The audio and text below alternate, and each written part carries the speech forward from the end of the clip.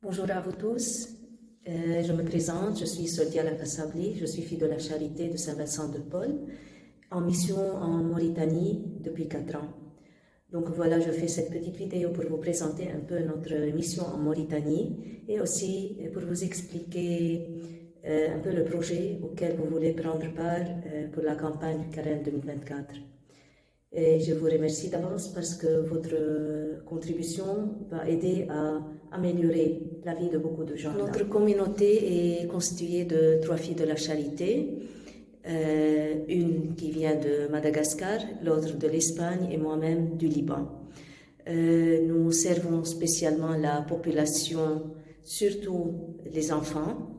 Nous avons aussi un apostolat avec les prisons,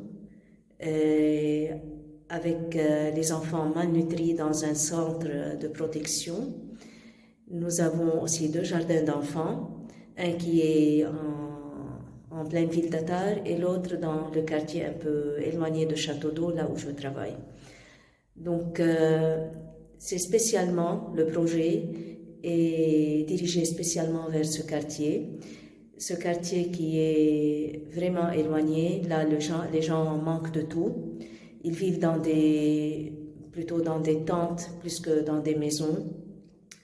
Et leurs tentes sont vides, il n'y a rien.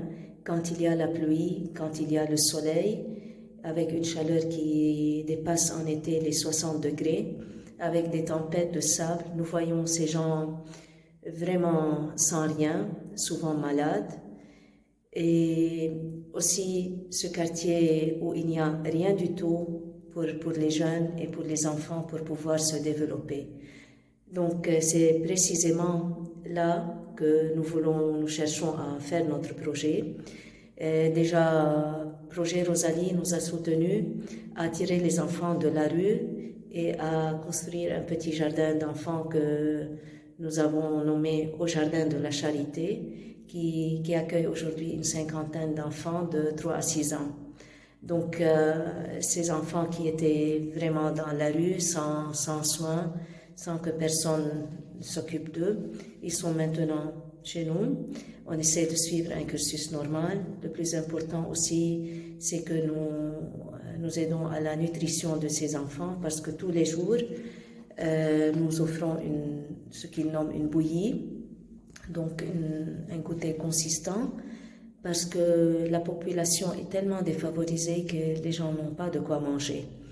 Une fois par semaine aussi, nous offrons un repas chaud à 150 enfants du quartier, âgés entre 2 ans et demi et 12 ou 13 ans.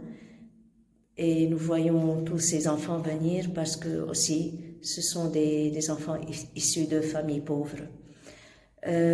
Donc, nous voulons, à travers ce projet, déjà assurer à ces enfants pas seulement la nourriture, parce que la nourriture, grâce à Dieu, nous avons eu pour cette année des gens qui nous ont aidés à le financer, mais aussi de leur assurer des activités pour qu'ils ne soient pas vraiment dans la rue tout le temps. Nous pensons à des ateliers de sport, de football, à des ateliers d'art plastique, de dessin, pour aider les enfants et les jeunes à développer leurs capacités.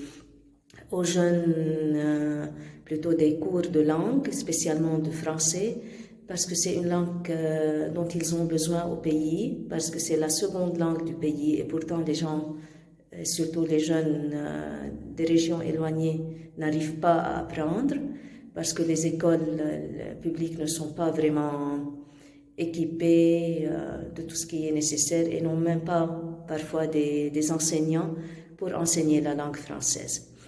Et donc ce sont ces 2 volets-là. Et aussi pour les mamans, nous cherchons à former les mamans pour pouvoir aider leurs enfants au niveau de l'éducation, pour bien les éduquer aussi, peut-être avoir une formation pratique pour pouvoir travailler de leurs mains, quelque chose qu'elles puissent plus tard vendre et avoir des revenus. Parce que les mamans sont aussi vraiment dans l'incapacité de trouver des ressources à leur famille. Et aussi, nous cherchons à travers ce projet auquel vous voulez prendre part, de faire 2 petites tentes à l'intérieur du jardin d'enfants dans la cour, parce que comme je vous ai dit que le soleil tape et quand il fait chaud, ça peut arriver jusqu'à 60 degrés et plus. Donc pour pouvoir profiter de l'espace extérieur dans lequel nous accueillons les enfants pour les repas et aussi pour les différents ateliers au sein du Jardin de la Charité.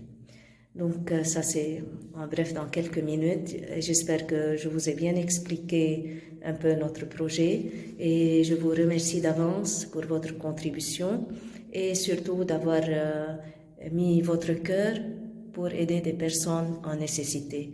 Et c'est là le sens de Carême, que nous puissions être vraiment unis par les liens d'humanité. Merci beaucoup à vous tous.